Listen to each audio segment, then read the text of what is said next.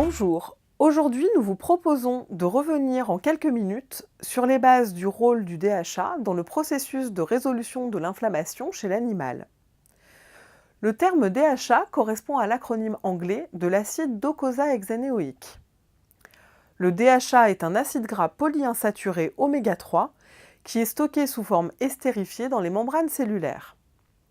En fin de phase d'inflammation, il est libéré de ces membranes sous l'action de la phospholipase A2. Le DHA est ensuite transformé par un processus enzymatique impliquant les 5, 12 et 15 lipoxygénases en des dérivés oxygénés, les résolvines D, les protectines et les marésines. Ces dérivés oxygénés sont les médiateurs de la phase de résolution de l'inflammation ou catabase qui permet un retour à l'homéostasie. À retenir donc, la fin de l'inflammation est un processus très actif sous la dépendance de médiateurs lipidiques dérivés du DHA.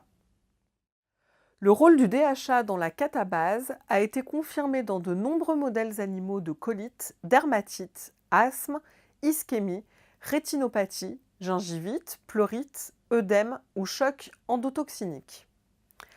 L'intérêt du DHA en clinique humaine a été démontré dans le traitement de l'arthrite, soit directement en réduisant les signes cliniques, soit en permettant une diminution du dosage et de la durée du traitement avec les anti-inflammatoires non stéroïdiens.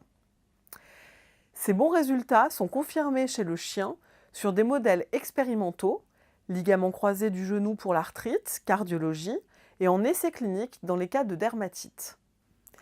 À retenir donc, en cas d'inflammation, il est important que l'organisme ait suffisamment de réserves de DHA afin de favoriser la phase de résolution et éviter ainsi de passer à un stade d'inflammation chronique. Enfin, la capacité de synthétiser le DHA à partir de son précurseur, l'acide alpha-linoléique, est très limitée chez le chien et quasi nulle chez le chat.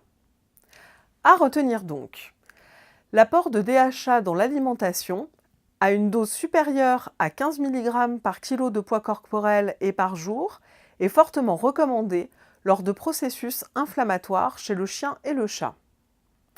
Pour aller plus loin, n'hésitez pas à consulter notre livre blanc gratuit sur www.arcanatura.fr. Pour ma part, je vous retrouve bientôt pour une prochaine vidéo. Merci!